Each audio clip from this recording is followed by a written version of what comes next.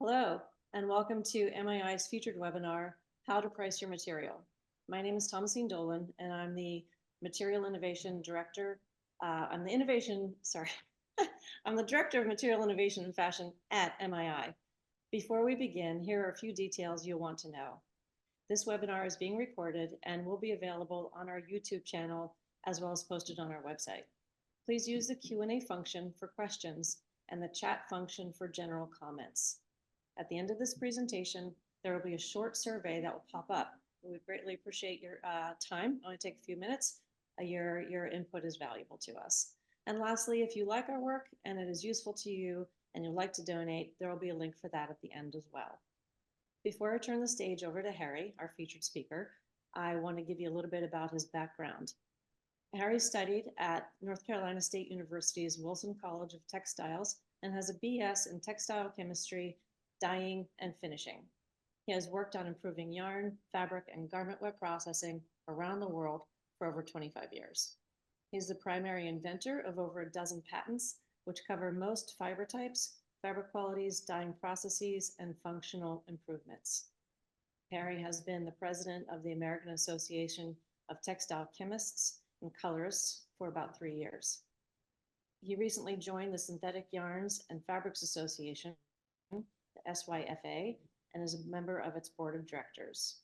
He is an independent consultant and advisor for the textile and apparel industry, including MII. Harrie, the stage is yours.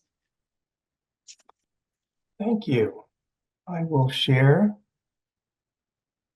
my screen.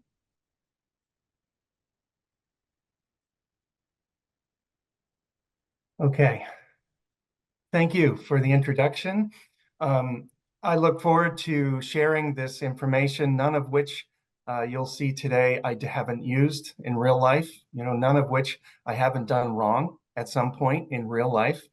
And I look forward to hearing the comments. I look forward to hearing the questions people have.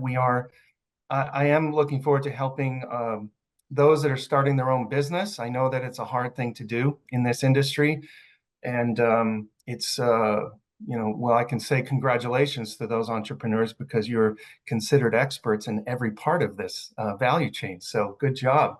And so you need a little help, and I'm here to do that. So let me go ahead and begin. Wanted to tell you what I will be discussing today. The first thing, of course, is why are we doing this? Why does it matter how much a raw material looks like, or what it looks like inside of someone else's material? And we'll discuss that. And, how much do you need to know? This is a very big value chain. This business goes from one corner of the earth to another. It's not one company owns everything. It's like you have to deal with 7,000 miles, 4 languages, 3 countries, just to get something in your hands. So my point today is we're talking about the mathematics of the raw materials, and I'll share, how much do we need to know and when. We'll go over costing from what I consider the easy part, which is fabric to a garment. We'll do that, and then we're going to talk about yarns into fabric, and then multiple yarns or components into fabric. Then I'll give one example of an exhaust dyeing, how dye usage and cost are calculated when you color your substrate. I should also say that I'm using words like garment, but it could be units, could be the word. You could have footwear, you could have a t-shirt, and anything in between. These formulas will work for almost anything as long as you know what you're working with. And so you maybe see there could be compatibility with other material forms in this examples. And your questions, I can help answer those later when we talk.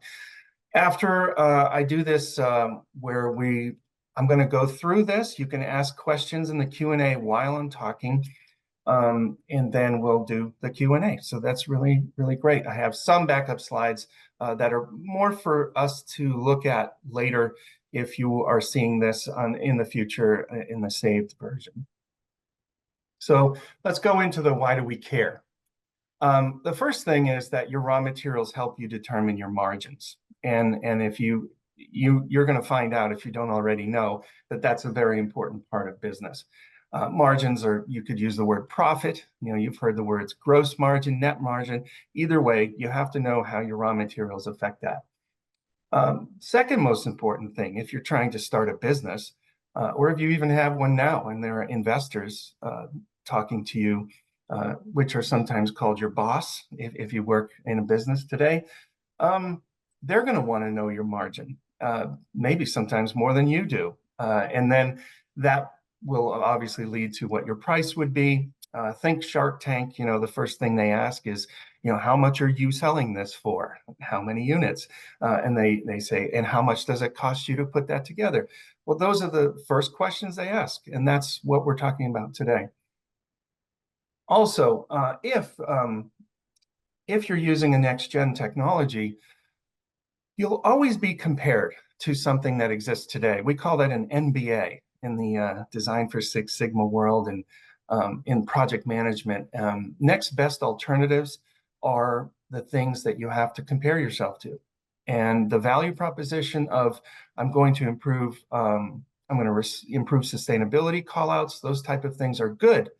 They also need to speak to, I'm going to tell you how much more this is going to cost, which we call an upcharge, or maybe if this is cost neutral, or maybe it's less. And the only way to know that is if you can do this math.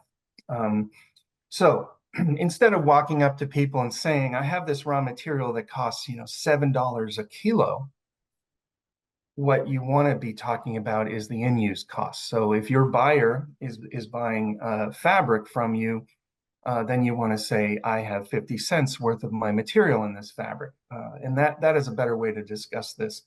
And that's part of what we'll go over. So here's a position on the value chain is at the top there. Yarn makes fabric and fabric makes garment. There could be a step before that if you're making like resin or let's say a wood-based polymer or natural polymer that is then going to make a yarn. So today we're not going to be talking about that part, but there's definitely math from there to yarn. In this case, we're talking about yarns to fabric and then fabric to garment. I have at the bottom here also a note that says, as you move into a basic raw material on the value chain, I call that moving up the value chain. We can have an argument on that. But as you move that way to the left into the raw material space, you really do need to know everything. You have to start knowing, you must know what your customer uses your material in. And in my opinion, personally, you should know it better than they do. And that's the way I look at it. So if you're selling a colorant, like a dye or a pigment or a finish, then congratulations again. You have to know everything because it goes on every form that you see here. Okay, here we go with some basics on fabric.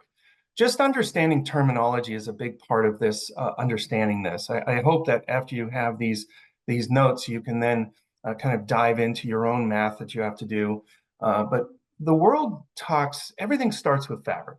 Everything starts with fabric. And if you're in the business of nonwovens or films like leather or some kind of replacement leather, even plastics of some sort, or any sort of material that's what we call soft goods and they become something else, everything starts with how much does that weigh? How much is this fabric weigh? And we call that a basis weight. Now, it turns out that everything is discussed first in something called basis weight, which is a square area. A square meter or a square yard is generally how basis weight is discussed. And what happens is sometimes we forget that nobody sells, slices of square meters of fabric. Everyone sells, everything is done in rolls. And so when you're doing production, everything is measured in something that's much wider than the square meter. So today we're going to talk about understanding your cost inside of a square meter, but also understanding the cost in the linear meter, which is what it's referred to when you are just saying it's the full width. That can be very confusing sometimes, is that all of a sudden everyone's talking, well, we're a certain price per linear meter. And nobody asks, how wide is it, for a long time. So that can be pretty frustrating. My advice to you is just ask. Anytime someone says the word linear meter, ask them, how wide is that, what you're talking about? Because that moves to the next part here on this slide, which is, how much of my fabric do I need to make my final garment? And so that is called yield. I've heard it other phrases used, and if anyone wants to share on the side, that'd be great. But fabric yield means, how much fabric do I need to make a particular garment or footwear or unit, and that kind of thing. So I think those are your inputs that we are going to be talking about. And like I say, down at the bottom here in the middle is that substrates or fabrics, whatever it is, it's very rare to use the entire linear yard. And what you don't use is actually waste. And so a lot of people talk about sustainability and what they're trying to do with the final garment.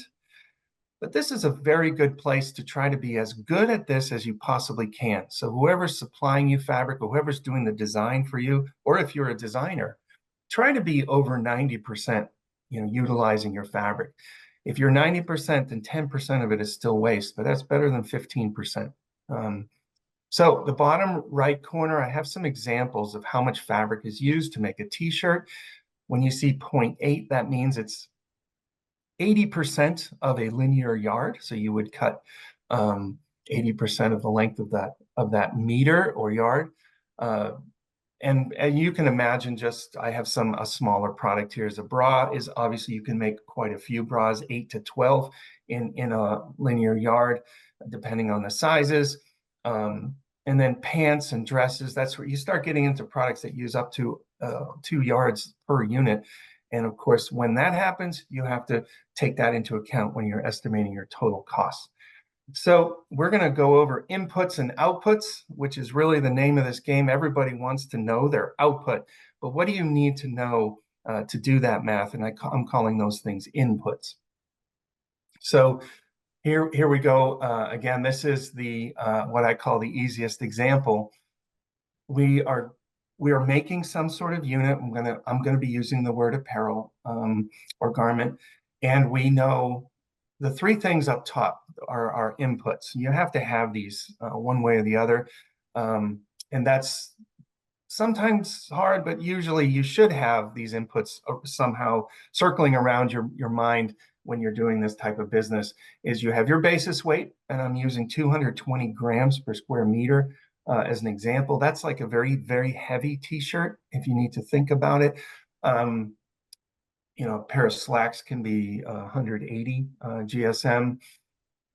It's also almost half a pound, so I like to think that in my mind. My examples are usually messing around with the pounds to grams in my head. So 220 grams per square meter. I'm using 1.5 meters wide. I'm going to do that throughout this example today. And that's about 60 inches wide. A lot of rolls are about that width. So, and then I'm picking $4.50 per linear meter. So you've been told that the width of the roll is $4.50. So going over to the left here, we know the linear fabric weight. How do we figure that out? So that is your basis weight, which is, remember, is an exact square meter. And then you multiply it by the width of the fabric. That's going to be your easiest math today. So you have the example here with your inputs is 220 grams per meter times 1.5 meters. And if we were good students in math, we know we're supposed to be able to scratch out the meter on the top and the bottom when we're left with 330 grams per linear meter. So the width of the fabric is quite a bit more than just the square meter. If you forget to do this math, which I have in the past, your calculations in a million units, is quite wrong. Okay, going down again, we see the next calculation is the cost of fabric per unit. So if you're buying a certain length of fabric, it doesn't matter what the weight is. You don't actually have to know it at that time. You'll see here, all you need to know is how much fabric you need, which is what we call the yield, and you multiply that by the price. Again, pretty simple. If you need 1.5 meters of fabric, and at $4.50 per linear meter, then that's $6.75 per unit. Pretty simple, right? Move to the right. We're going to do the next calculation, which takes weight into consideration, because the next slide is going to be about yarn. And that's when we start caring about weight percentages and what's inside it exactly. So the weight of a fabric needed to make a garment. So that's the basis weight, again, times the fabric width, and then the length that you need, or the yield. So that's 220 times 1.5, and it just happens I'm using 1.5. I hope that's not confusing. I probably would have changed that if I noticed that here. But it's 1.5 meters wide, and you're using 1.5 meters in length. So you're just over a pound, actually, which is 495 grams of fabric per unit. So that's that. So now we're going to start talking about, okay, I'm going to go back a step in the value chain. I have a yarn, or I have some ingredient that makes this, this fabric. I've placed a couple of points on the top left there that there's actually two ways to look at or define yarn. I'm not going to go into that in this presentation, but I wanted to make sure that you knew that if you're dealing in a very fine yarn, meaning it's very thin, it's very fine, people generally use a denier, which is named after a French coin, a denier, and they used to place these coins on a spool of yarn, and that's how they would measure it. But that's if you have a 75 denier yarn, that means that it's 75 grams in order to, after you spool 9,000 meters, or 9 kilometers. So that's very fine.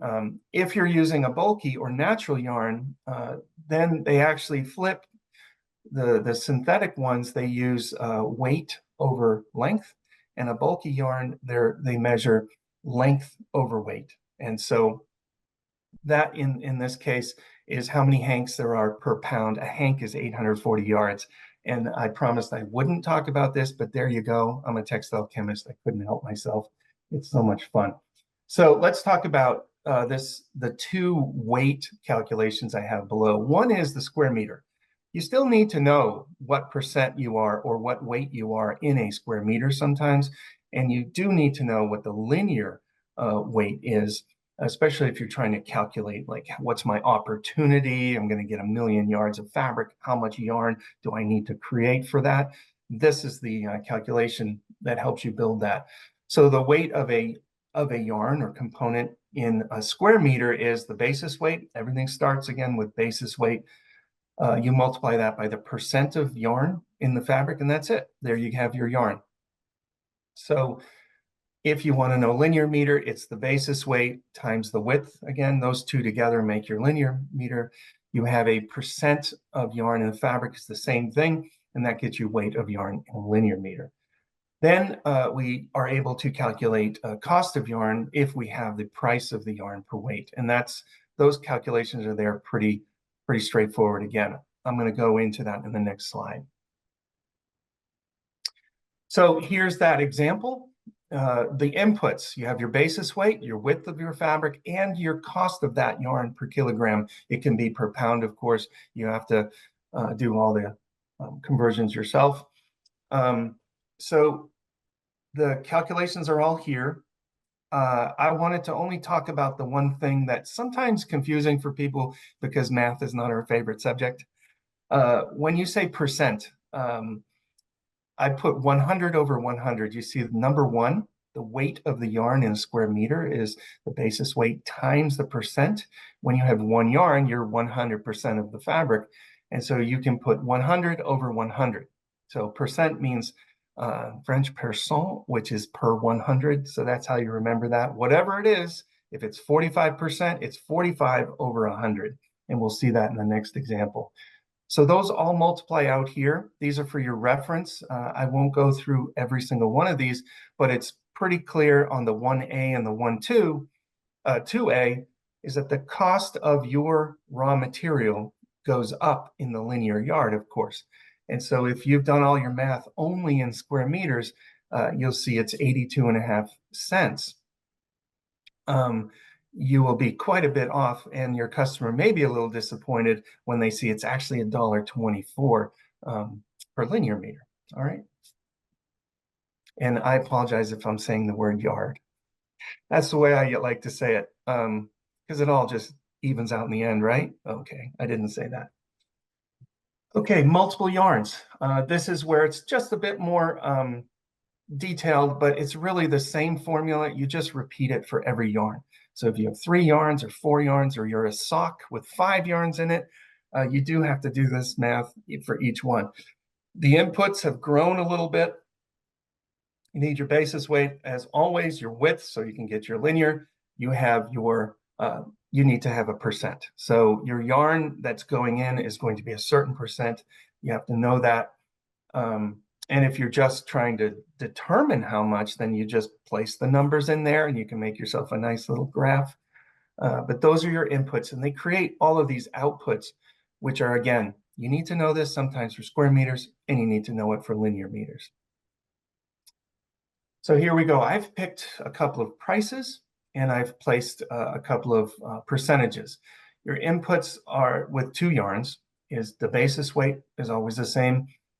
Calculation through 60% of one yarn and 40% of the second yarn, where the first one costs $3.75 a kilo and the second one is $5.12 a kilo. These are just this is algebra, so if anyone has any questions about that, you can call me later. I'm still pretty good at that, and my daughter is in algebra, so I can do that with you. Bottom line is, down at the bottom, I've expanded out on the linear meter process, meaning this is really the most important thing, which is the absolute amount of fabric, product in a fabric that's being sold on a roll. Those are the things you need to know how to make. And so at 60%, when your basis weight is 220, you're 198 grams of the fabric. At 40%, when your basis weight is 220, you're 132 grams of the fabric. And so you notice those things don't require $1 per pound to calculate. Only when you get into the cost do you just add the $1 per kilo. But again, I will mention this one thing here, is that you need to change from kilograms to grams. So basis weights are not in kilograms, they are in grams. And so if your pricing is in kilograms or pounds, right? So either way, ounces, pounds, you have to change into the right ratio here. So I am using 1 kilogram over 1,000 grams.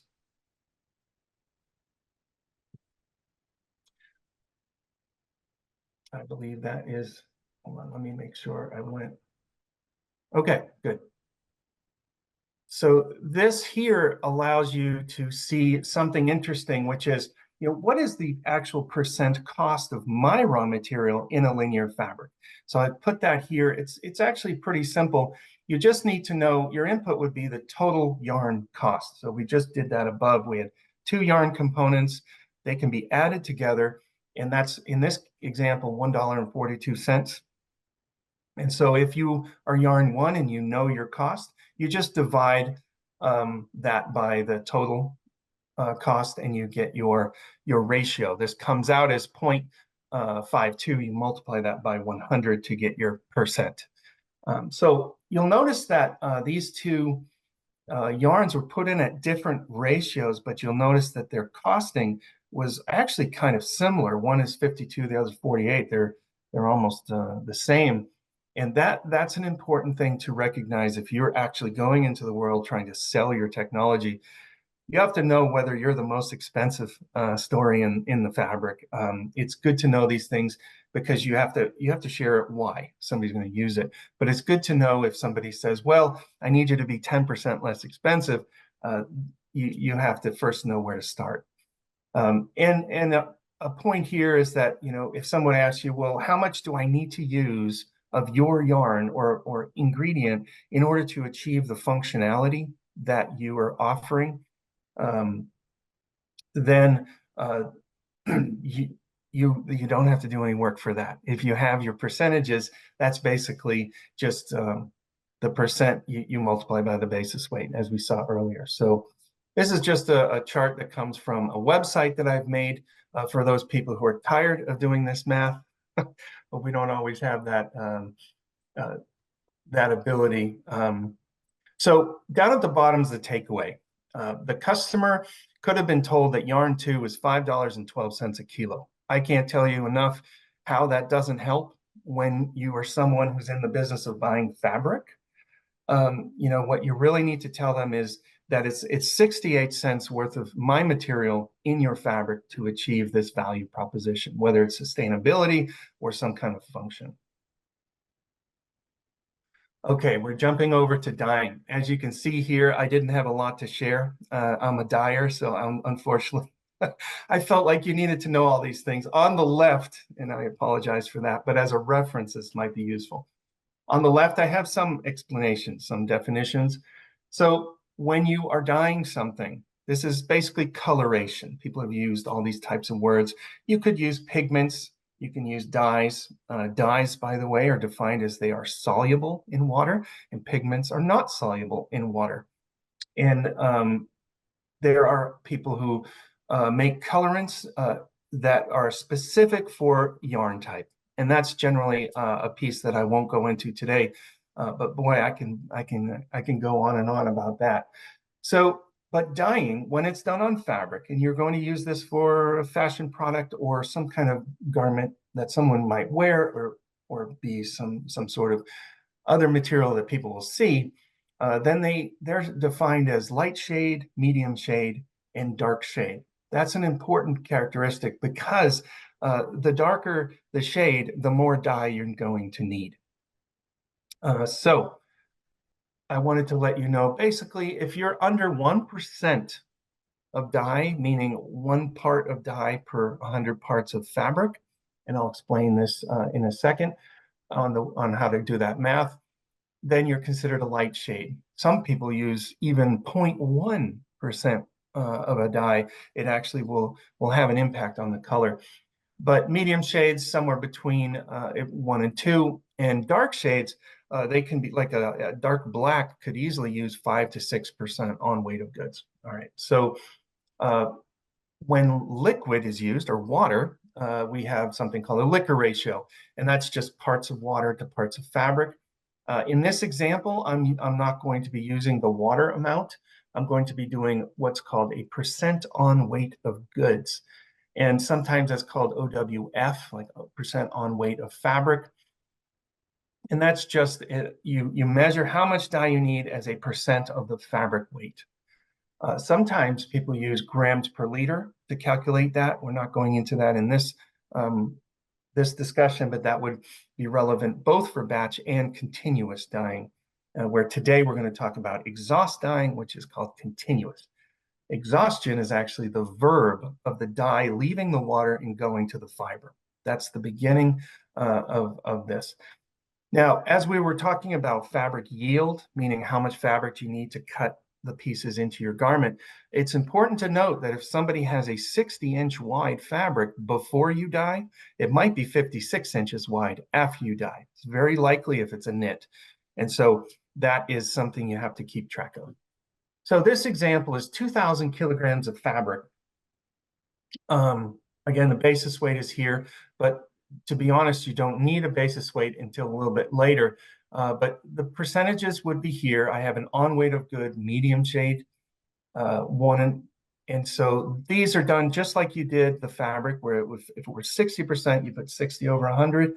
Here I put the 1.1 over 100 multiplied out by the weight. So whatever your substrate amount is for your work or trial, and then you multiply it by dollars per kilogram. And so you have to add these up and you get your total dye use cost per 2,000 kilograms or whatever you were dyeing. And in this case, you just divide those two numbers and you get your in-use cost, which is the important piece that you need to know. And that would be just over 5 cents per kilogram of fabric.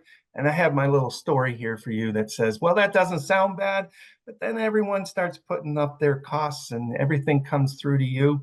And we as consumers, of course, feel that all the time.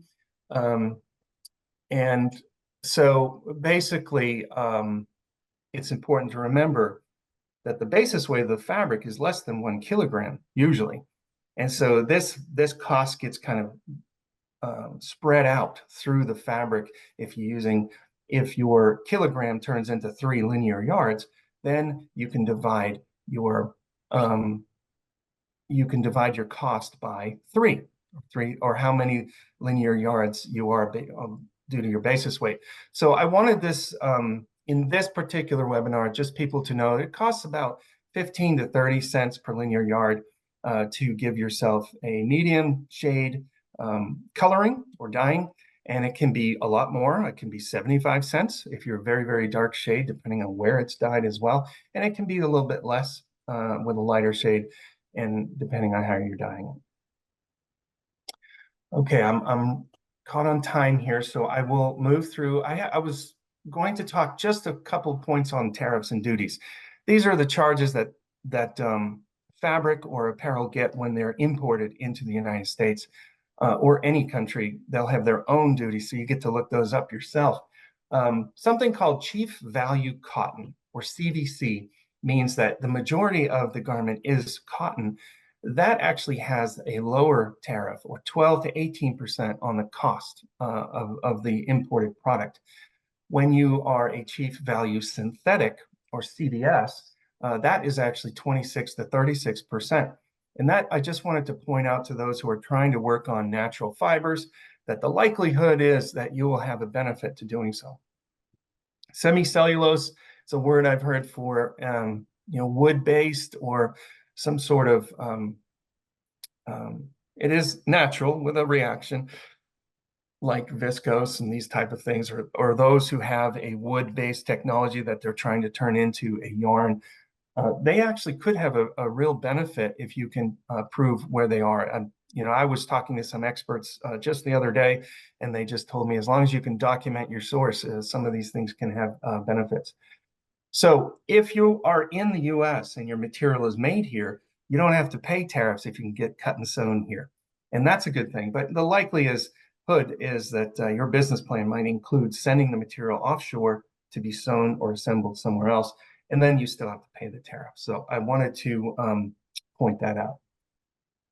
So Q&A portion has arrived. I wanted to, I will, I guess, allow Thomasine, moderator, to take over. Hi, let's see, I guess we could keep your presentation up while I go to it seems like the Q&A function wasn't working because everybody's writing things in the chat. I actually tried to put something in the Q&A also and wasn't working with me. So since you just finished the dyeing portion, there's a question from Crystal. How does dope dyeing differ versus yarn dyeing? Or versus fabric dyeing? Okay, that's a great question. So dope dyeing, there would be no real difference, actually. So that's the answer to that question. You would still have, the difference is that a lot of times these percentages are lower, because when you dye in water, some of the water doesn't exhaust. Some of it goes down the drain. So that's step one. And step two, it's just more of a complete and perfect way to put color into a substrate if you can do it when it's dry in the extrusion step. So my answer to you is that you would just need to know what those percentages are, but you'd still base it on weight of goods, on the weight.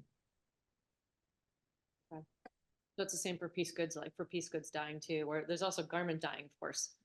That's right, and you would still just base it on the weight of the garment. So this is an appropriate image for all forms of exhaust or batch dyeing. Okay. which includes the dope dyeing, which is putting color into the melted material before it's spun into yarn, which I hope people figure out, by the way. It's just be great if we could do that. I'm gonna Okay, see if so I can untangle this question. I don't know if it's regarding a next gen material. It's actually more about natural fibers, cotton versus hemp, and basis weight. So the question from class is, it's about cost neutrality. okay. And this is to you, Harry, would you hazard a guess whether they mean same purchasing cost, for example, cotton versus hemp, or would they mean basis weight, or even the cost for dyed and finished fabric? That's a Sorry. good question, class. I'm looking at it myself here. Oh, okay, great. Cost neutrality, the best way to start that in your brain is, what does your customer mean, right? Not what you mean, but what does your customer mean? Not even what the converter is thinking. Cost neutrality is they are purchasing let's say cotton, and it's $3 a linear meter. They mean when they change to hemp, they want that thing for $3 a linear meter. That's what they mean. So I would say it does relate to the basis weight and the fact that you would be comparing apples to apples, hopefully, because you know very well by doing this math here today that you cannot increase the basis weight and then compare yourself to someone who's lighter with a different fiber. It has to be the same weight. But that's that question. Okay.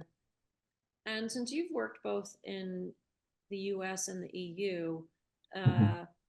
do you find are they on the same path? Do you find there are many differences or benefits of being one place or the other in terms of developing yarns or materials when pricing out these things? I would say we all on the supplying side of this world, this industry, we all kind of count on Europe to be people who see the whole value proposition. And generally, I've even worked for vertical mills that are based in Asia, but they have like a European-based employee. And generally, you're sent to that person because they know locally that the customers they're talking to are saying, actually, if you can find something that saves me this and that, I might try it. And so I would say Europe is different in the sense that they really are. I have a client that has a better way to bleach cotton that saves energy, water, time, everything, right? And it was it is trialed in places like Italy where you normally wouldn't see that with just a Me Too product or Me Too process, but they are really looking for that. And of course we do have brands that are here based in the US, but they sell there and they're interested also in places that care about this stuff. Like we know legislation in California always follows from what Europe does. And so all suppliers are waiting. Yeah, but will California do it? And so Mhm. the change in raw materials and what they're like has been driven by Europe. So I'll just say I give them some credit. So they are different. Okay. Here's a question from David. When determining the appropriate fabric price that one should pay, it depends highly on the cost of the individual fibers used and the blend. What resources do you recommend to find out the specific prices of these fibers? For example, the price of spandex versus lycra, the cost of modal, the cost of cotton, etc. Yeah, that's a good one, David. My goodness. 25 years of being in this industry is how I answer that quickly. It's that I have worked for people who either have told me these things or there are businesses that sell this marketing information. And these books that are sold, there'll be someone that sells a book for nylon 66, for instance, and they have their own business. And then there are folks who sell this information that are natural fibers. And I think that you will always learn the price of some of the extraneous raw materials. You'll learn the resin price, but you won't be told the yarn price. And that part's difficult. So I personally keep a little track of it. Yeah, and I've made this website here where you can put prices in a database where, and then all this math can be done. And so I was thinking, that kind of information I would go to a consultant for. Honestly, I am a consultant, but people who work for companies, there's no such thing as yarn price. And that's important. There's no such thing as that. It's how much can I sell? And it's based on minimum order quantity, lead time, what you're willing to deal with on Incoterms. So I would say it requires visiting trade shows, go to AATCC, go to Functional Fabric Fair, go to an AAPN meeting. People will tell you in those environments. But the books that people sell that cost $7,000, by the way, 10,000, they don't have, to my knowledge, yarn price the way you want that. So I'm just letting you know it is hard. And you need to find someone willing to talk to you. A social environment is a good place to start, and having consultants that actually know these things. That's really interesting. Harry, we have a question from Megan, which I'm always curious about, and I don't know if this is out of your purview or not. But her question is: Are there any considerations for tariffs and duties regarding importing fabric versus finished products or garments made with those fabrics? Yeah, let me tell you the small story behind that. So, in our previous president, that was basically having this discussion in the type of arrangements we had with other countries. We call them bilateral or unilateral. Bilateral means you have one agreement with multiple countries. The previous establishment decided we only want one agreement with one country. And when we got to China, this was a big deal. There's a lot on the table, a lot on stake. And so what happened was they increased the rate. Like what you see there, the polyester, it mostly comes from China. And so that's why you see a bigger number. I'm saying this, there could be people here that know more of the story, but I remember this part of the story.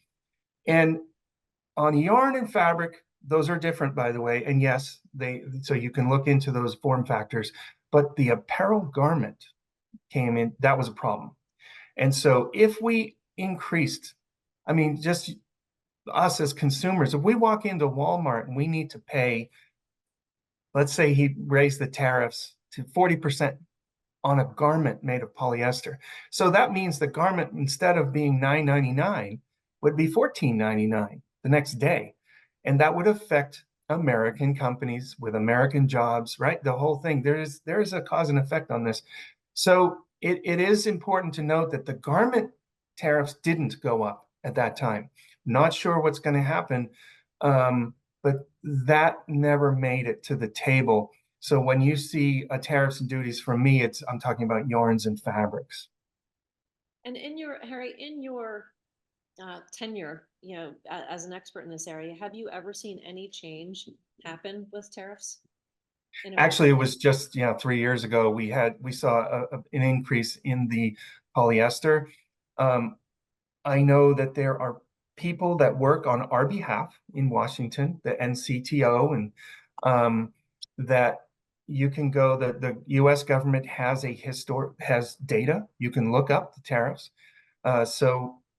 But I will tell you that the price of clothing, when you look at the consumer index pricing for the last 50 years, you ever seen these things where like houses are up here, down at the bottom are our TVs. We all know TVs cost less, but they have to keep making them bigger to keep the price up.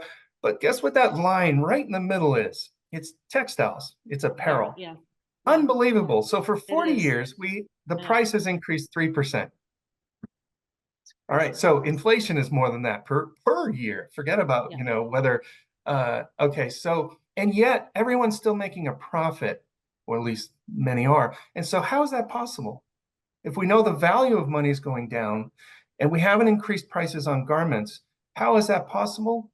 It's through people like this on this call that are bringing new products in and could possibly make a value proposition, save money, and the unit can be made, or supply chain, right? Supply chain is how it's been done, is people are storing different amounts. People are no longer taking responsibility for material. or warehouse material. People are demanding some money back sometimes. If you're in the apparel business, get ready for that. You can have space on my floor, but if I don't sell it, you got to buy it back. These type of things. And so people have had to be smart in the textile and retail and brand industry. And that is something to just make note of, is that the price point is still not going up. And it's, you still walk into Target, it's still $12.99 for a t-shirt. And I think the day we walk in there and it says $20 for a t-shirt, we're all going to freak out, right? And that's why it doesn't happen. So I hope that answers some portion of what you just said. Yeah. Yeah, I always thought a lot of that was due to volume pricing.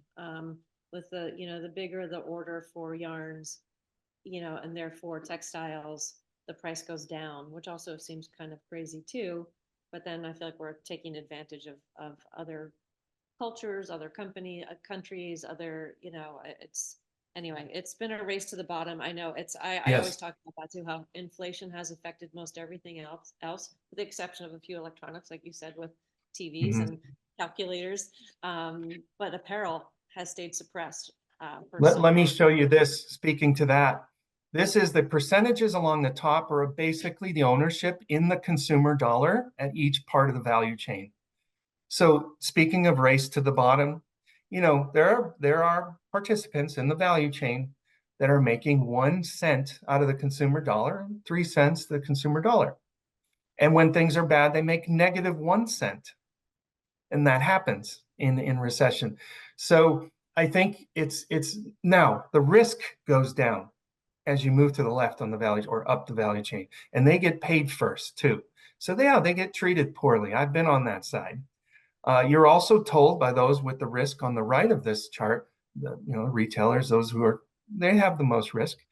You're told sometimes what the price has to be, right? This type of thing. So I think hopefully one of the bright things I've noticed, and we just have to figure out how consumers would be enticed to do this, but pricing can go up maybe a little bit, or value can go up when people see that they're actually doing something when they buy this, maybe helping someone, something.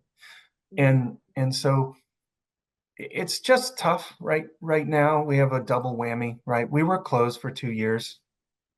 Everyone's trying to move forward and everything, but let's give ourselves a little credit. We all survived, many of us did anyways, going through times where, people couldn't sell anything for a little while.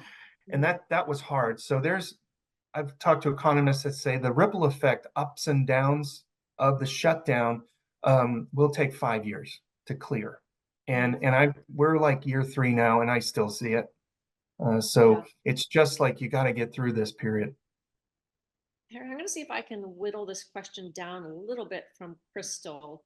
I think I'm going to start it with it's regarding pricing. With polyester and commodity cotton at the low prices they are today, it is very challenging for new materials at a smaller emergent scale to enter the market. Do you have any experience or examples of unique levers of business models you have seen to help curb this issue and bring new materials to market? Yeah, this is very hard, Crystal. Thanks for being here, by the way. She's a hero among all of us in the industry. So I think there's a couple of ways to do this outside of making people do it, which I'm not a fan of. But one of the things people do is, we've done the math here today. I'm always talking about it all starts at fabric. I have seen many times where I bring something in that costs 10 cents a yard, 15 cents a yard, 30 cents a yard, more, right? We call that an upcharge. And that's a painful place to be. And it's painful for the brand developer. They're suffering just as much as you trying to sell it. They're trying to tell their boss, we're not going to be cost neutral. By the way, I have this great thing. It costs more. So you can imagine we all need to work together. And the best way to lower cost is to lower the basis weight. I mean, I have seen it done over and over. I have these volume estimates. I'm going to get this business. And all of a sudden they just go, how come, hey, what? How come it's a sheer? thing. Now, instead of a darker or thicker fabric, oh, they lowered the base weight 40 grams per, square meter because it's 40 grams less cost of your product. Okay, so that's step one. You can mess around with the actual inputs. And I found that mills are very happy to do that. And you can say something like, my raw material is compatible with your other stuff. It's compatible with lighter weights. There's like a million variables here. And I hope I'm speaking to something. Um, the other piece is getting in business with people, having an agreement to share, accepting more of a license fee and let them earn more of the weight sale. That's actually happens. It sounds impossible, but you can actually get people to consider licensing. Licensing is a way, I think, people who have a new technology that speaks to a call out, and that's what we're talking about here, is call outs, right? What can you put in the consumer's face, whether it be on e-commerce writing or on a hang tag or on the packaging itself or on the floor of the store? What can you write there that makes somebody buy it? And that people will pay licensing fee for. And so you have to know what your call outs are. So building a call out list and telling people, if you use my stuff, you can say these things. You've done their work for them. And that's actually very welcome sometimes. So I I'll love, stop there. yeah, I love that you brought that up, and we can end on that actually, but I love that you brought that up because I also think that's really important. I mean, not everybody looks at content labels. I'm always stunned. I meet people who don't look at content labels when they buy something. They're just drawn to the way it looks or if the way it fits them, whatever, and they never look at the content label. I'm hoping that people are more aware of that these days with all that's going on. But I totally agree. I think it does have to be a little bit bolder, like a hang tag, as opposed to just a content label to give Yeah. them reason. And I know that brands are often hesitant to put any sort of claims on there. And so therefore Yeah. that's up to the innovator to make sure it's airtight. It's 100% accurate, airtight. And whether that requires certifications in certain cases, I'm not sure. But for standards that have to be met, I think that brands are more comfortable with that. And right now, just for everyone's information, brands are a little bit gun shy when it comes to claims. They've spent a couple of years in greenwashing nightmares, right? Yeah, I call yeah, it green wishing, right? We went past greenwashing. We were just like, woohoo, right? So I think now you have to do even better of a job with your claims. The claims have to be data supported. They have to be identifiable. So mhm. if, just do your homework when it comes to claims. Yeah. Thank you. Harry, this was wonderful. And I just want to remind everyone that this will be on the MII website under the events tab. Look for webinars. We also have a YouTube channel. I know I could see from the chat comments that there's so much dense information here that people will want to revisit it. So it will definitely be accessible. And also Harry's contact information is here if you want to follow up with him. Harry, this has been wonderful, and you're so generous to share this with everyone. Yeah, Oh, and then go ahead. I'm proud of being able to help out MII. I really am. When I saw what you had last year at the show in the Javits Center, I Yeah, was like, Textile. okay, there's somebody actually trying to help. Okay. And they just need whatever you have to offer, whether it be funding, right? Or Yeah. your gifts. My thing was, okay, I'm going to help figure out this cost and use for those who are part of this. And I'm happy to keep helping. It's so valuable because most of the people who get into the, fiber or material innovation space don't necessarily come from, your background. A lot of times entrepreneurs or chemists, but not necessarily people in textiles. So the Yeah, that's combination right. of science and yeah. So this is really valuable. Thank you. I'm going to close out now. And Okay.